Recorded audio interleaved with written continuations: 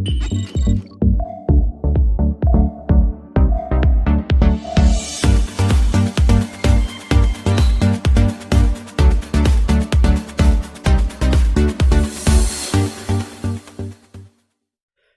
दोस्तों, मेरा नाम है जितेंद्र। स्वागत है आपको टेक्निकल एनालिसिस चैनल पर। आज हम जितेंद्र के साथ दूसरे वीडियो लेकर आए हैं। पहला वीडियो आप लोगों ने बहुत अच्छा रिस्पांस दिया। पिछले 5 दिनों में लगभग 300 सब्सक्राइबर पार हो चुके हैं। अब ये जितेंद्र और हमारे बीच ये दूसरी वीडियो है।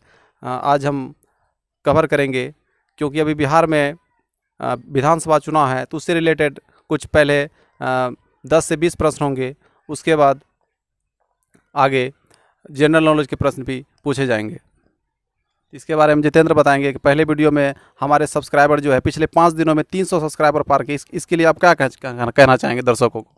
जय हिंद दोस्तों, मैं जितेंद्र कुमार साहब फिर से एक बार आप लोग के बीच इस टेक्निकल एनालिसिस चैनल के माध्यम से मैं आपको बताना चाह रहा हूँ कि मेरा ये सेकेंड वीडियो होगा। पहला वीडियो का रिस्पांस काफ़ी ज़्यादा आप लोग के द्वारा मिला और आप लोगों ने काफ़ी ज़्यादा सराहा और 4 से 5 दिन में 300 प्लस सब्सक्राइबर हो गए हैं। मुझे बहुत खुशी हो रही है। आज फिर से मैं आप लोग के बीच एक बार सेवा करने के लिए तैयार हूं। और यह जो चैनल के माध्यम से आपको दिखाया जा रहा है वीडियो, इसमें आपको बीपीएससी, रेलवे या दरोगा के लिए बहुत अच्छा जानकारी मिलेगा इसके माध्यम से। इसलिए आप लोग अधिक से अधिक चैनल को सब्सक्राइब करें और अधिक से अधिक आपको इससे जानकारी मिलेगी। धन्यवाद। तो क्विज की तहत चलते हैं आज की पहले प्रश्न की ओर। जितेंद्र से पूछा जाता है, किसी भी विधानसभा में बताना है अधिकतम कितनी सीटें हो सकती है? 500 सीट होनी चाहिए अधिकतम विधानसभा के लिए। अगर न्यूनतम की बात करें तो 60 सीटें होनी चाहिए। 60 होनी चाहिए। अच्छा जवाब है। अगले प्रश्न को चलते हैं। बताना है कि भारत में कुल 28 स्टेट हैं, उनमें से बताना है कि सबसे बड़ा विधानसभा वाला सीटों की संख्या वाला स्टेट का नाम बताना है, उसमें कितने सीटें हैं? ये उत्तर प्रदेश है सर, जिसमें 403 विधानसभा सीट है। 403 विधानसभा सीटें हैं। बिल्कुल सही जवाब है। अगले प्रश्न को चलते हैं। अभी बिहार में चुनाव है, इसमें नेता जो है जोर तोड़ दिखा रहे हैं। बताना है कि बिहार में अभी विधानसभा सीटों की संख्या कितनी है और कौन से कैंडिडेट को कितने सीटें मिली है, बताना है। 243 सीट वर्तमान में बिहार में अभी विधानसभा सीट में है। और जैसा कि देख रहे हैं हम लोग, ये एनडीए का गठबंधन से जदयू को मिला है 122 सीट और भाजपा जो है इनको मिला है 121 सीट। तो जिसमें कि 7 सीट दिया गया है हमको जदयू के कोटे से और भाजपा दिया है 11 सीट वीआईपी को, जिसका संस्थापक मुकेश सहनी। आप बता सकते हैं कि वीआईपी का जो चिन्ह है वो क्या है? जी, वो नाव छाप है। नाव छाप है। बिल्कुल सही जवाब है, नाव छाप है। चलिए प्रश्न की ओर चलते हैं। बताएंगे जितेंद्र कि मुख्यमंत्री की नियुक्ति कौन करते हैं और बताएंगे कि संविधान के किस अनुच्छेद के अंतर्गत किए जाते हैं? संविधान के 163 के अंतर्गत मुख्यमंत्री का नियुक्ति होता है, जो कि राज्यपाल करते हैं नियुक्ति। राज्यपाल करते हैं। बिल्कुल सही जवाब है। नेक्स्ट प्रश्न में चलते हैं। बताना है इनको कि विधानसभा के बहुमत दल का नेता कौन होते हैं? मुख्यमंत्री होते हैं। मुख्यमंत्री होते हैं। बिल्कुल सही जवाब है। चलिए अगले प्रश्न को चलते हैं। इनसे पूछा जाता है कि राज्य के राज्यपाल और विधान मंत्रिमंडल के बीच जो कड़ी का काम करता है, बताना है उनका नाम। मुख्यमंत्री जी करते हैं। मुख्यमंत्री जी करते हैं। बिल्कुल सही जवाब है। चलिए अगले प्रश्न को चलते हैं। इनको बताना है मुख्यमंत्री की नियुक्ति किसके द्वारा की जाती है? राज्यपाल के द्वारा की जाती है मुख्यमंत्री। बिल्कुल सही जवाब है, राज्यपाल के द्वारा की जाती है।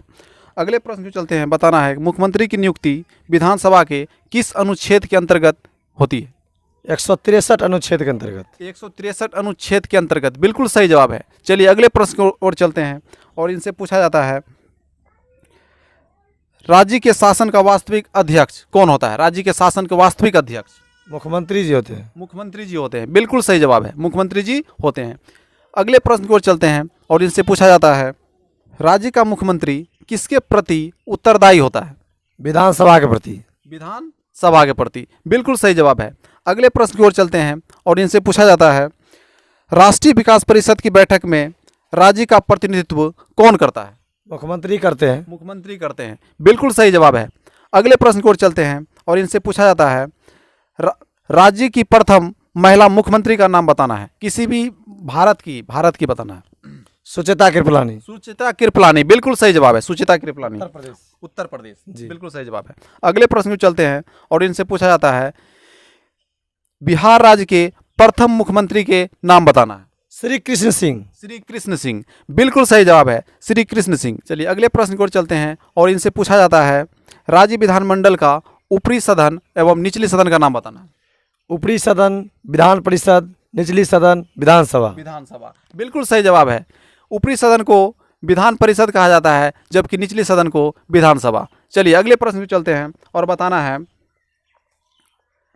भारत में सबसे बड़ा स्टेट यूपी है, ठीक है, लेकिन आपको बताना है कि यूपी में विधान परिषद बताना है, विधान परिषद की संख्या कितनी है। 99 99 99 अगर वही बिहार की बात करें तो 75 75 75, अगर महाराष्ट्र की बात करें तो 78 78 78, बिल्कुल सही जवाब है 78। उत्तर प्रदेश 99, बिहार 75, महाराष्ट्र 78, बिल्कुल सही जवाब है विधान परिषदों की संख्या। अगले प्रश्न की ओर चलते हैं और इनसे पूछा जा रहा है मुंबई सेंट्रल रेलवे स्टेशन का नाम बदलकर क्या रखा गया है। शंकर सेठ। नाना शंकर सेठ। नाना शंकर सेठ। नाना शंकर सेठ, बिल्कुल सही जवाब है। अगले प्रश्न को चलते हैं और इनसे पूछा जाता है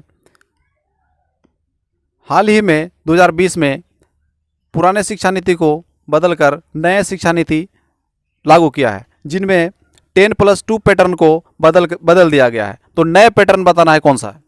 5+3+3 4।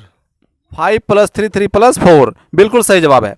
अगले प्रश्न की ओर चलते हैं और इनसे पूछा जाता है विश्व रेडियो दिवस कब मनाया जाता है।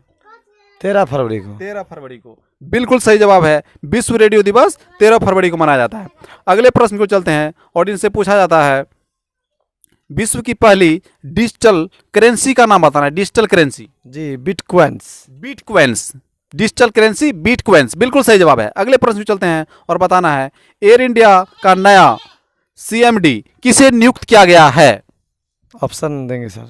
ऑप्शन, आपके ऑप्शन ए हो गया Amit Sharma, option B Rajiv Bansal, option C Sudhir Khanna, option D Rohit Pande. Rajiv Bansal. Rajiv Bansal, बिल्कुल सही जवाब है, राजीव बंसल। चलिए अगले प्रश्न को चलते हैं किस देश की सेना ने दुनिया का पहला बुलेट प्रूफ हेलमेट विकसित किया है। आपके ऑप्शन ए हो गया अमेरिका, ऑप्शन बी रूस, ऑप्शन सी चीन, option D Bharat. India. Bharat. Bharat, बिल्कुल सही जवाब है भारत। तो आप देख सकते हैं अगर आपको वीडियो अच्छा लग रहा है, कुछ अगर पसंद आ रहा है तो आप अगर चैनल पर नए हैं, नए यूजर हैं तो चैनल को सब्सक्राइब करके बेल आइकन प्रेस करना न भूलें। चलिए अगले प्रश्न को चलते हैं और इनसे पूछा जाता है डिजिटल इंडिया मिशन की शुरुआत कब से हुई। 1 जुलाई 2015। 1 जुलाई 2015 को, बिल्कुल सही जवाब है। चलिए अगले प्रश्न को चलते हैं, बताना है हाल ही में दुनिया के सबसे है ना अमीर व्यक्ति जिनका नाम है जेफ बेजोस, तो आपको बताना है कि दूसरे नंबर के सबसे अमीर व्यक्ति का नाम क्या है। दूसरे number Bernard Arnault. Bernard Arnault, बिल्कुल सही जवाब है। अगले प्रश्न को चलते हैं, बताना है प्रथम बार भारत में IAS की परीक्षा कब हुई।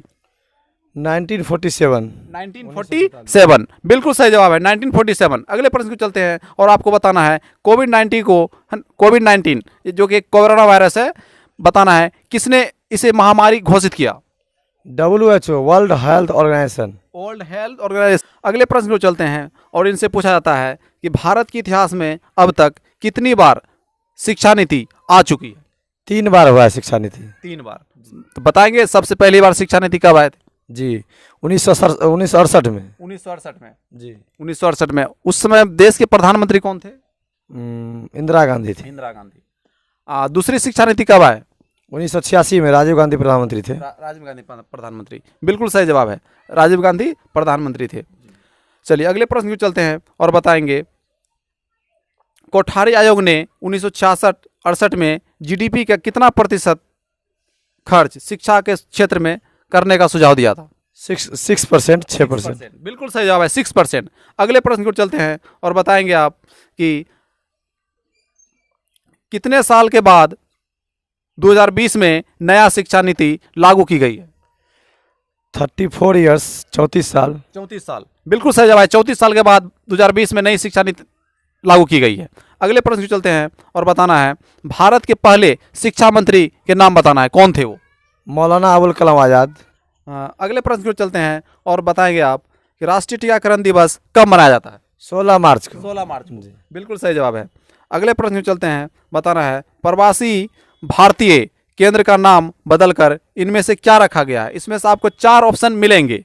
पहला option Manohar Parrikar, option B में Sushma Swaraj, option C Arun Jaitley, option D Rahul Gandhi. Sushma Swaraj के नाम से रखा गया है। सुषमा स्वराज के नाम से रखा गया है, बिल्कुल सही जवाब है। चलिए अगले प्रश्न चलते हैं, नई शिक्षा नीति किस कोर्स को समाप्त कर दिया है? एमफिल। एमफिल कोर्स को समाप्त कर दिया है, बिल्कुल सही जवाब है। नई शिक्षा नीति एमफिल कोर्स को समाप्त कर दिया गया है। Master of philosophy. Master of philosophy, बिल्कुल सही जवाब है। चलिए अगले प्रश्न को चलते हैं, बताना है 1986 में द्वितीय शिक्षा नीति में बदलाव किया गया था, ठीक है, बताना है वो कब बदलाव किया गया था? 1992। 1992, बिल्कुल सही जवाब है, 1992। अगले प्रश्न चलते हैं, बताना है नीति आयोग की स्थापना कब की गई? नीति आयोग की स्थापना कब की गई? 1 जनवरी 2015। 1 जनवरी 2015, बिल्कुल सही जवाब है। चलिए अगले प्रश्न में चलते हैं, बताना है भारत के वर्तमान एसडीआरडी मिनिस्टर का नाम बताना है। रमेश पोखरियाल। रमेश पोखरियाल, बिल्कुल सही जवाब है, रमेश पोखरियाल। अगले प्रश्न चलते हैं, बताना है 2020 में किस टीम ने पहला रणजी ट्रॉफी खिताब जीता है? सौराष्ट्र। बताएंगे किस टीम को हराकर? ये बंगाल की टीम को हरा। बंगाल को टीम को हराकर, बिल्कुल सही जवाब, बंगाल को टीम को हराकर। अगले प्रश्न चलते हैं और बताना है आपको किस देश के राष्ट्रपति 71वें गणतंत्र दिवस पर मुख्य अतिथि के रूप में अपना भारत आए थे? किस देश के? अमेरिका के। अमेरिका नहीं, इसमें आपको 4 ऑप्शन देते हैं, आपको बताना है, अगर सही जवाब बताना है। ऑप्शन ए हो गया पाकिस्तान, ऑप्शन बी रूस, ऑप्शन सी चीन, ऑप्शन डी ब्राजील। ब्राजील के। ब्राजील के, बिल्कुल सही जवाब है, ब्राजील के। होता क्या है कि कुछ सवाल अगर डायरेक्ट हिट में वो दिक्कत हो जाता है, अगर ऑप्शन मिले, क्योंकि पढ़ा हुआ चीज़ ऑप्शन पे क्या है डायरेक्ट ध्यान आ जाता है, उसके बाद डायरेक्ट हिट में थोड़ा दिक्कत होता है। तो डायरेक्ट हिट क्वेश्चन के जवाब देना साधारण बात नहीं है कि डायरेक्ट हिट। ऑप्शन में क्या होता है कि जो अगर हम पूर्व 5 साल पीछे भी पढ़े हैं तो उसका हाँ रिविजन हो, वो आ जाता है ध्यान पर। ये इसका ही आंसर होगा, गलत ऑप्शन को इग्नोर कर देता है।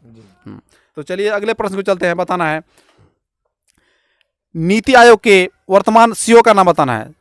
नीति आयोग के वर्तमान सीईओ अमिताभ कांत। अमिताभ कांत, बिल्कुल सही जवाब है। नीति आयोग के न्यू सीईओ अमिताभ कांत है। चलिए अगले प्रश्न को चलते हैं, बताना है हाल ही में अमिताभ बच्चन किस बैंक के ब्रांड एम्बेसडर चुने गए हैं? ये बैंक के चुने गए हैं? HDFC bank no. इसमें आपको 4 ऑप्शन देते हैं। देना बैंक, ऑप्शन ए में देना बैंक, ऑप्शन बी है पीएनबी बैंक, ऑप्शन सी है एसबीआई बैंक, ऑप्शन डी है IDFC bank. IDFC bank, sorry, IDFC bank, बिल्कुल सही जवाब, आईडीएफसी बैंक। चलिए अगले प्रश्न को चलते हैं, बताना है भारत की प्रथम शिक्षा नीति 1968 में लागू की गई थी, लेकिन आपको बताना है कि इसका सुझाव जो था है ना, किस आयोग ने दिया था? कोठारी आयोग। कोठारी आयोग, बिल्कुल सही जवाब, कोठारी आयोग इसका सुझाव दिया था। अगले प्रश्न को चलते हैं और आपको बताना है बांग्लादेश का नया राष्ट्रीय नारा बताना है, क्या है? जय बांग्ला। जय बांग्ला, बांग्लादेश का राष्ट्रीय नारा जय बांग्ला है, बिल्कुल सही जवाब है। अगले प्रश्न को चलते हैं और बताना है शिक्षा के क्षेत्र में सबसे अव्वल देश एवं उस देश में बताना है कि शिक्षा के क्षेत्र में कितने प्रतिशत जीडीपी खर्च करते हैं। सबसे अव्वल देश का नाम बताना है। ये 6% खर्च करते हैं, उसका नाम फिनलैंड है। फिनलैंड है, बिल्कुल सही जवाब है। शिक्षा के क्षेत्र में सबसे अव्वल देश फिनलैंड है, जो कि अपने जीडीपी के 6% खर्च करते हैं शिक्षा के क्षेत्र में। अगले प्रश्न को चलते हैं और बताना है गणतंत्र दिवस परेड में परेड एडजुटेंट की भूमिका निभाने वाली भारत की पहली महिला सेना अधिकारी कौन बनी? तानिया शेरगिल। तान्या शेरगिल, बिल्कुल सही जवाब, तान्या शेरगिल। अगले प्रश्न को चलते हैं और बताना है आपको तीरंदाजी एसोसिएशन ऑफ इंडिया के नए अध्यक्ष किसे चुने गए हैं? अर्जुन मुंडा चुने गए, जो पूर्व में झारखंड के मुख्यमंत्री भी रह चुके हैं बीजेपी के। बिल्कुल सही जवाब है, अर्जुन मुंडा। अगले प्रश्न को चलते हैं और बताना है भारत का नया सलाहकार किसे नियुक्त किया है? भारत के प्रधानमंत्री के नया सलाहकार किसे नियुक्त किया गया है? एक भास्कर दुबे है और एक और है अमरजीत सिन्हा। एक अमरजीत सिन्हा है, एक है भास्कर दुबे। सर बिल्कुल सही जवाब है।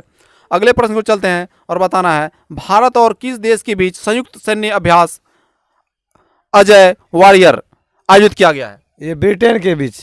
ब्रिटेन के बीच अजय वारियर युद्धाभ्यास है जो ब्रिटेन के बीच होता है, भारत और ब्रिटेन के बीच होता है। अगले प्रश्न, खेलो इंडिया विंटर गेम 2020 की मेजबानी कौन करेगा? ऑप्शन दिया है सर। ऑप्शन दिया जाए। पठानकोट, लद्दाख, मसूरी, मनीली। जी लद्दाख। लद्दाख बिल्कुल सही जवाब, लद्दाख। अगले प्रश्न चलते हैं, बताना है, राम मंदिर ट्रस्ट का अध्यक्ष है ना किसे बनाया गया है? राम मंदिर ट्रस्ट का अध्यक्ष किसे बनाया गया है? नृत्य गोपाल दास। नृत्य गोपाल दास बिल्कुल सही जवाब है। नृत्य गोपाल दास को राम मंदिर ट्रस्ट के अध्यक्ष बनाए गए हैं। अगले प्रश्न को चलते हैं और बताएंगे किसकी अध्यक्षता में विशेषज्ञों के द्वारा नई शिक्षा नीति 2020 बनाई गई? ये कस्तूरी रंगराजन। कस्तूरी रंगन, वही रंगराजन है, बिल्कुल सही जवाब है। अगले प्रश्न को चलते हैं, इनको बताना है, कोविड-19 के कारण बिना किसी छूट के कर्फ्यू लगाने वाला भारत के कौन सा राज्य है? पंजाब राज्य है। पंजाब राज्य है, बिल्कुल सही जवाब है। अगले प्रश्न को चलते हैं, यूएई के अगले क्रिकेटर निदेशक किसे नियुक्त किया गया है? ये है रोबिन सिंह। रोबिन सिंह। सिंह बिल्कुल सही जवाब है, रोबिन सिंह। अगले प्रश्न को चलते बताना है, मानव नेत्र का बना प्रतिबिंब कैसा होता है? ये होता है वास्तविक और उल्टा। वास्तविक और उल्टा, मानव नेत्र पर जो हम प्रतिबिंब बनता है ये वास्तविक और उल्टा बनता है, बिल्कुल सही जवाब है। अगले प्रश्न को बताना है, पृथ्वी का कुल मीठे जल का बताना है प्रतिशत कितना है? पृथ्वी पर अभी मीठे जल का जो प्रतिशत है वो कितना है? जी 2.3 होता है मीटर परसेंट। 2.3 से 2.5 के बीच होता है, बिल्कुल सही जवाब है। अगले प्रश्न चलते हैं, बताना है, दूध की शुद्धता किससे मापी जाती है? ये लेक्टोमीटर से मापी जाती है। लेक्टोमीटर से मापी जाती है, बिल्कुल सही जवाब, लेक्टोमीटर से मापी जाती है। तो आप नए दर्शकों के लिए क्या कहना चाहेंगे, नए यूजर के लिए? कि दूध भरपूर खाइए और शुद्ध दूध खाइए और चैनल को सब्सक्राइब कीजिए। सब्सक्राइब करें, चैनल को सब्सक्राइब करना ना भूलें, क्योंकि आपके बीच इसी तरह के है ना एंटरटेनमेंट वीडियो और आपके कंपटीशन एग्जाम के लिए और बोर्ड एग्जाम्स के लिए इस चैनल पर इसी प्रकार के वीडियो आपको हम दोनों के साथ मिलते रहेंगे। तो चैनल को सब्सक्राइब करना, जो नए यूजर हैं चैनल को सब्सक्राइब करें और अपने ग्रुप में इस वीडियो को शेयर करें, व्हाट्सएप, फेसबुक, इंस्टाग्राम और ट्विटर पर शेयर करना न भूलें। तो चलिए अगले प्रश्न को चलते हैं। इनसे पूछा जाता है, ध्वनि के शोरगुल का मापन किससे किया जाता है? वो होता है डेसिबल से। डेसिबल से, बिल्कुल सही जवाब है, डेसिबल से। अगले प्रश्न चलते हैं, बताना है, बायोगैस का मुख्य घटक बताना क्या है? CH4 होता है methane gas. Methane gas, CH4 methane gas, बिल्कुल सही जवाब है। चलिए अगले प्रश्न चलते बताना है, माइक्रोफोन का आविष्कार का नाम बताना है। माइक्रोफोन का आविष्कार कौन किया है? Graham bell. ग्राहम बेल, बिल्कुल सही जवाब है, ग्राहम बेल। अगले प्रश्न को बताना है जितेंद्र को, मधुमेह रोग होता है, तो बता रहा है मधुमेह रोग किसकी कमी से होता है? ये इंसुलिन कमी से होता है। इंसुलिन की कमी से होता है, बिल्कुल सही जवाब है। अगले प्रश्न को चलते हैं, बताना है, विटामिन सी की कमी से कौन सा रोग होता है? एस्कॉर्बिक होता है रोग जी। स्कर्वी रोग होता है, बिल्कुल सही जवाब, स्कर्वी रोग होता है। चलिए चलते हैं और इनको बताना है, नेपोलियन फ्रांस का सम्राट किस ईस्वी में बना? नेपोलियन फ्रांस के सम्राट 1804 ईस्वी में बना था। 1804 ईस्वी में बना था, बिल्कुल सही जवाब है। आपको इतना जानकारी कैसे? आप क्या रिवीजन भी करते हैं क्या? आप 5 साल मतलब पहले पटना में तैयारी करते थे, उसके बाद आप आ गए हैं, तो आप पढ़ाई फिर से कर रहे हैं अभी? जी सर, डेली रात में रिवीजन करते हैं और कोशिश रहता है कि अधिक से अधिक सवालों का जवाब दें। चूँकि पढ़ा हुआ है, रिवीजन करने से ये होता है कि वो क्वेश्चन फिर से रिवाइज हो जाता है। चलिए तो अगले प्रश्न को चलते हैं, भारत के राष्ट्रपति पर महाभियोग की प्रक्रिया बताना है किस देश से लिया गया है? ये अमेरिका के संविधान से लिया गया है सर। अमेरिका के संविधान से लिया गया है, बिल्कुल सही जवाब है। अगले प्रश्न को चलते बताना है, लोक लेखा समिति के अध्यक्ष की नियुक्ति कौन करता है? जी इनकी नियुक्ति करेंगे लोकसभा अध्यक्ष करेंगे। लोकसभा अध्यक्ष करेंगे, बिल्कुल सही जवाब है। आपका तैयारी तो अच्छा है, तो क्या आप अभी तक बीपीएससी का फॉर्म भर चुके हैं या नहीं भरे? जी भर चुके हैं और अब तैयारी जोर शोर से करना है, इसलिए कि फॉर्म भरा चुका है। और हम लोग को चाहिए कि इस वीडियो के माध्यम से और सब स्टूडेंट को भी इस चैनल से जुड़े और सब स्टूडेंट जो भी एसआई का तैयारी कर रहे हैं, एनटीपीसी का तैयारी कर रहे हैं, दरोगा बिहार पुलिस का तैयारी कर रहे हैं या किसी भी एग्जाम की तैयारी कर रहे हैं, इस एग्जाम पर आपको इसी तरह के वीडियो मिलेंगे, नॉलेजेबल वीडियो। इससे आपके आने वाले एग्जाम में इस वीडियो के द्वारा आपको बहुत सारे नॉलेज गेन होंगे। चलिए अगले प्रश्न को चलते हैं, बताना है, 100 चूहों की अपेक्षा एक शेर का शासन उत्तम होता है। बताना है ये, है ना, इसका बताना है कि ये कौन कहा है? ये वाल्टियर जी कहे थे। ये वाल्टियर जी कहे हैं, बिल्कुल सही जवाब है। अगले प्रश्न चलते हैं। बताना है कि भारत की नागरिकता कितने प्रकार से प्राप्त की जा सकती है और कितने प्रकार से समाप्त की जा सकती है? देखिए सर, ऐसा है कि भारत की नागरिकता 5 तरह से प्राप्त किया जा सकता है और 3 तरह से उसको गंवाया जा सकता गंवाया है। जा सकता जी। है। चलिए, सही जवाब है। 5 तरह से भारत की नागरिकता प्राप्त की जा सकती है, जबकि 3 तरीका से भारत की नागरिकता समाप्त किया जा सकता है। अगले प्रश्न को चलते हैं। बताना है भारतीय संविधान के मूल कर्तव्यों को, है ना, संविधान में कब जोड़ा गया?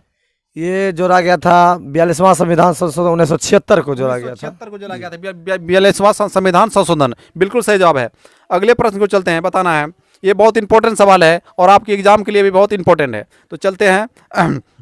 टी20 क्रिकेट में 500 विकेट लेने वाले पहले गेंदबाज के नाम बताना है। जी, ये डेवन ब्रेवो थे, जो कि वेस्ट इंडीज के खिलाड़ी है। वेस्ट इंडीज के खिलाड़ी है, बिल्कुल सही जवाब है, डेवन ब्रेवो। अगले प्रश्न चलते, बताना है लोक लेखा समिति PAC में कितने सदस्य होते हैं? ये होता है 22 सदस्य, जो कि 15 सदस्य लोकसभा से लिया जाता है और 7 सदस्य राज्यसभा से। राज्यसभा से लिया जाता है। 15 सभा लोकसभा से, जबकि 7 सदस्य राज्यसभा से लिए जाते हैं। चलिए, अगले प्रश्न चलते हैं। बताना है ग्लोबल टैलेंट रिपोर्ट 2020 में भारत के, बताना है इसमें से कितने रैंकिंग मिला है? जी, 72।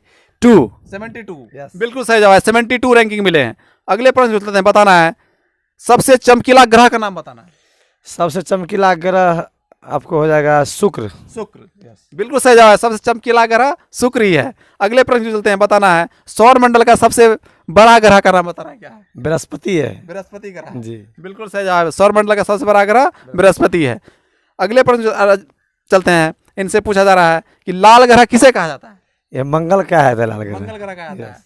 इस ग्रह को जीवन की संभावना भी जताया जाता है, क्योंकि वैज्ञानिक जो है 2030 तक इस ग्रह पर अपना, है ना, यान भेजेगा। उस पर मानव भी जाके अपना एक बस्ती बनाएगा। का पता चल चुका है और वहाँ पे मिट्टी का भी पता चल चुका है। और हम लोग कुछ समय के बाद ऐसा होगा कि हम लोग यानी कि मंगल ग्रह पे और भी रहना शुरू कर देंगे। मंगल ग्रह पर, क्योंकि वैज्ञानिक जो है ना 2030 तक के लक्ष्य रखा है कि मंगल ग्रह पर अपना एक बस्ती बसाएगा। उस पर विश्व के कई व्यक्ति से रजिस्ट्रेशन भी करा लिया है वहाँ जाने के लिए। चलिए, अगले प्रश्न की ओर चलते हैं। बताना है ना, कोई व्यक्ति कारखाना अथवा कारखानों में काम नहीं कर सकता यदि उसकी आयु, है ना, आयु जो है, उम्र जो है, कितना होना चाहिए जो काम नहीं, उससे कम कितना होना चाहिए? 14 साल से कम नहीं होना चाहिए। हाँ, 14 साल से कम कोई भी अगर बच्चा हो तो वो कारखाना या किसी भी फैक्ट्रिया में वो काम नहीं कर सकता है, नहीं तो उस पर कानूनी जुर्म हो सकती है। चलिए अगले प्रश्न की चलते हैं और इनसे पूछा जाता है भारतीय संविधान में मौलिक कर्तव्यों की संख्या बताना है, कितनी है? ये 12 है सर। 12? जी। मौलिक कर्तव्य की संख्या 12? सॉरी, अनुसूची 12 है। हाँ। मौलिक कर्तव्य 11 है। 11 है, बिल्कुल सही जवाब है। कभी कभी क्या होता है, डायरेक्ट हिट क्वेश्चन में जो है ना दिमाग चकरा जाता है। तो आप लोग को चाहिए कि वीडियो को, हाँ, हौसला बढ़ाया, कमेंट शेयर करें, क्योंकि लाइव डिटेक्टिंग जो होता है ना वीडियो शूटिंग, उसमें इसमें एक तो है डायरेक्ट हिट क्वेश्चन है, इसमें कोई ऑप्शन मिल नहीं रहा है, इसलिए जो थोड़ा सा परेशानी हो जाती है। चलिए अगले प्रश्न की ओर चलते हैं और इनसे पूछा जाता है फ्रांसीसी क्रांति किन दार्शनिकों के विचारों से प्रभावित था? वाल्टेयर थे और रूसो थे, ETC।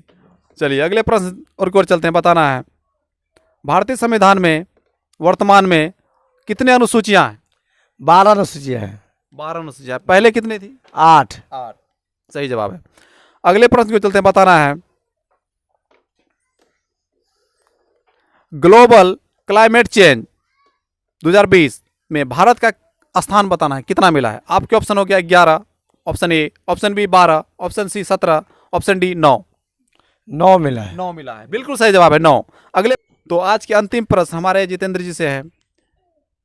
8 अक्टूबर 2020 को हमारे बीच दिग्गज नेता और केंद्रीय मंत्री रामविलास पासवान नहीं रहे, इसके बारे में जितेंद्र जी 2 शब्द बताएंगे। मैं बहुत दुखी हूँ कि बहुत बड़े दिग्गज नेता, जो कि दलित के नेता थे और बिहार के ऐसे नेता थे जो नीतीश जी और लालू जी से पहले राजनीतिक जीवन में आए थे। 1977 में वह प्रथम बार विधायक चुने गए थे। उनके बाद उन्होंने कभी पीछे मुड़ कर नहीं देखा और अभी तक में कहा जाए तो उन्होंने 7 बार केंद्र में मंत्री रहे हैं और उन्हीं का आज देन है जो हम लोग आप लोग के बीच वीडियो बना रहे हैं, क्योंकि उन्हीं का दिया हुआ है। 1999 में जब वह सूचना प्रसारण मंत्री रहे थे तो उन्होंने कहा था मैं हर गांव में हर गली में नेटवर्क इंटरनेट सेवा पहुंचाऊंगा, और आज पहुंच चुका है।